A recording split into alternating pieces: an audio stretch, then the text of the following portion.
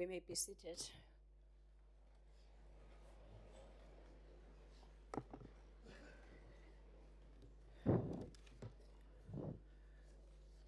Honorable members and our distinguished guests, both here in the chamber and in the marquee, where our overflow is, good afternoon. Let me take this opportunity to make some acknowledgements. The Honorable Premier of the Free State Legislature, Mxolisi Dukwana, the Deputy Speaker of the Free State Legislature, Honorable Lusima Pena, the Honorable Chief Whip of the Free State Legislature, Ms. Sarah Mleleki, the Leader of Government Business, Honorable Totoma Kume, members of the Free State Legislature, members of the Executive Council, traditional leadership present, members of the national 10 institutions, the ambassador from the Bolivarian Republic of Venezuela, Her Excellency Ms. Maureen Josefina Morena Merida, leaders of the local government and SALGA, Provincial Commissioner of the Police Services, Commissioner of the Correctional Services,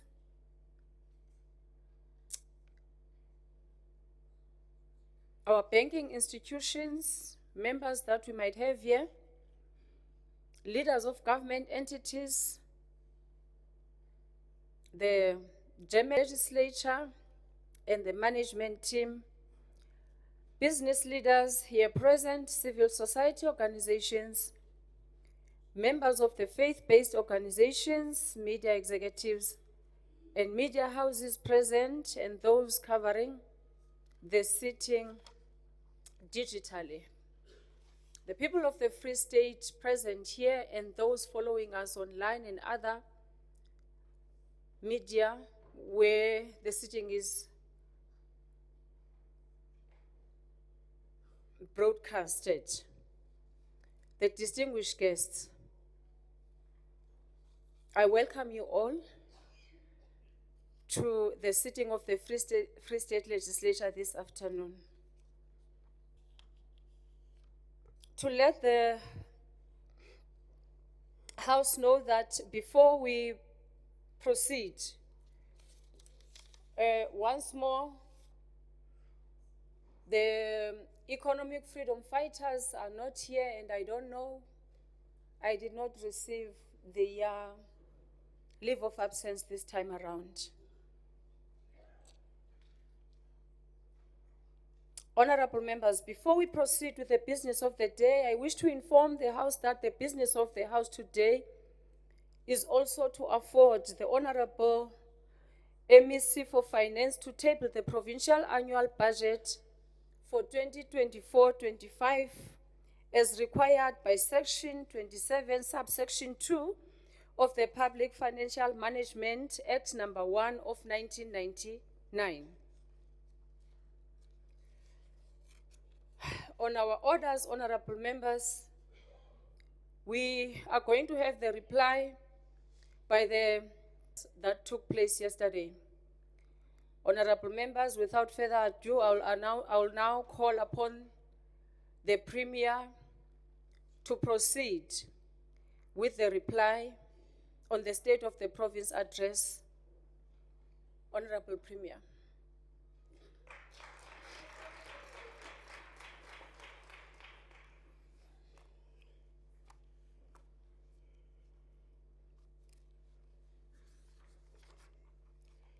Honourable Speaker of the Legislature, honourable members of the Legislature and the Executive Council, Marena Lidikhosi, ambassadors, leaders of the African National Congress and the Alliance, leaders of the and representatives of other political parties, the people of our province, ladies and gentlemen.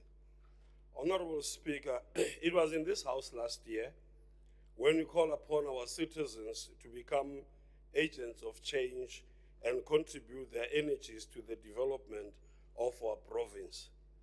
We humbly requested the unwavering support of all well-meaning citizens of our province in tackling corruption and malpractices. We remain grateful to all men and women of the Free State who heeded this call and made themselves available for this noble endeavor. Working to us courage of convictions with a view of effectuating decisive action to correct the wrongs of the past and launch our province irrevocably on the path of doing more together. We are making significant progress in the past. We have begun leveraging our strategic location to fuel fundamental socio-economic development. Our singular focus remains ensuring quality housing, safe learning environments for our children, accessible and effective healthcare, empowered communities, and equal economic opportunities for all. And indeed, we have started to make significant strides. As announced in the SOPA, these interventions to enhance the quality of life of our citizens will unfold in earnest in areas, among others, like Harib and others districts. I stand before you with the greatest humility to respond to matters raised by different political parties represented here. In particular, I'd like to express my deepest gratitude and respect to members of the African National Congress in this House, who rightly recognize the strides we have made in the last 30 years to truly change the face of our society from a broken, oppressive, and racially divided one to a non-racial, non-sexist, and democratic society that recognizes injustices of the past and heal our hitherto fractured society. As I stated during my inauguration, this responsibility comes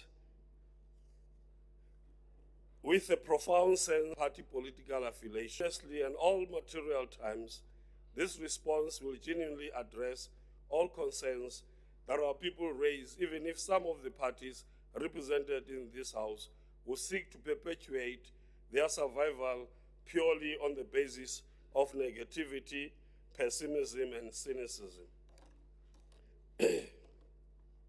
We have never failed to acknowledge that our province faces significant challenges, the bulk of which are structural and historical, as can be seen in the legacy of apartheid and colonial special planning, which sought to consign the majority to the periphery. Madam Speaker, that the Honourable some reading materials to help him understand where we're coming from, because we can't move forward if we do not understand where we're coming from and understand our history in the best possible way for us to move forward and understand.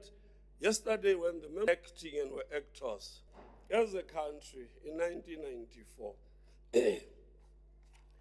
we committed ourselves to building and reconciling and building a better society, not to allow other people to recognize their mistakes and accept their faults and understand that this, where we are, did not start in 1994. It started in many, many years. And Colin Bundy, in his Poverty in South Africa, past and present, and from page 49 to page 53, characterizes this clearly when he wrote. He was dealing with the cause of poverty in South Africa. And he says, in short, against competition from black workers and created jobs for unemployed whites. They also ensured that These policies that white poverty declined sharply. By 1936, the Department of Labor and Social Welfare announced that there was no longer a surplus of white labor. The solution of the poor white question had profound and lasting implications for black poverty. African mine workers were frozen out of skilled work not because they lacked the competencies to do it, but precisely because they were or soon would be competent. Other African workers and locked into a low-wage regime deliberately maintained by state policy. In the interwar years, reducing white poverty became a political priority. In addressing it, the state increasingly defined the relationship living for the white. When we speak of poverty, in isolation of understanding the history of poverty in South Africa, we will be misled that every time, and I want to deal with this, every time members of the DA come to the podium, they speak of where we govern, every time. Let me just bring this, the historical fact that you need to know. Gadija is in, but it is not off Cape, and remote from the shopping and manufacturing sectors where most of the jobs are to be found. In many ways, then Gadija is sometimes regarded as an economic and racial and cultural enclave. Gadija residents are largely redundant as unskilled workers, yet they are valued as consumers. They are isolated from the city's economic epicenter, yet are decisively present as citizens and voters. They are constructed through racially discourse industry, yet they are themselves object of tourism.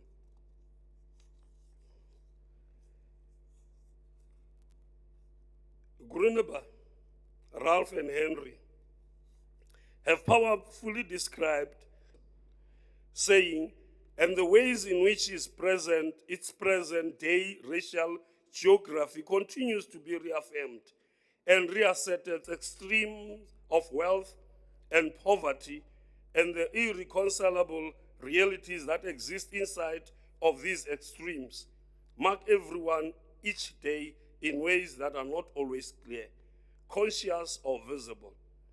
It feels like a city that is ready to burst with the violent force of the irrepressible realness of its history. Mostly everything remains color-coded, according to previous apartheid race categories. I'm raising this because about history, but the fact of the matter is what happened in the past has a direct impact in what is happening now. This is visible in every sphere of society, from who works the roads and sidewalks. Now, these members who are here are not actors, honorable members. They are members who actually understand what poverty is, what inequality means, what injustice is to them. And they have no right, they have no reason to come here and act as members have been saying. These are members who were born, some of these members were born in townships, most of them. In areas, I was born in Kutlwano, 97 Block 1, a dusty town, township, just a throw away from an ordnance race, which is one of the oldest mining city. And we did not enjoy anything except to make a life better for ourselves. We had to make sure that we understand of going to bed hungry. And some of you have no understanding of that. Because in your schools, you were taught that blacks are inferior.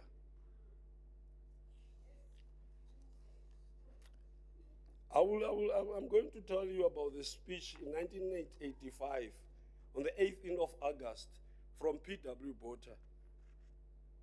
And some of you were taught this history in your schools. And some of you seated here, growing up, understanding, of course, when you see us as people who can do anything good, it always has to be you. And that is why Honorable Member Peter Way had the guts to say that the member should come, William, should come and read with her the Bella Bill. Because alone, you are not good enough to understand what is written.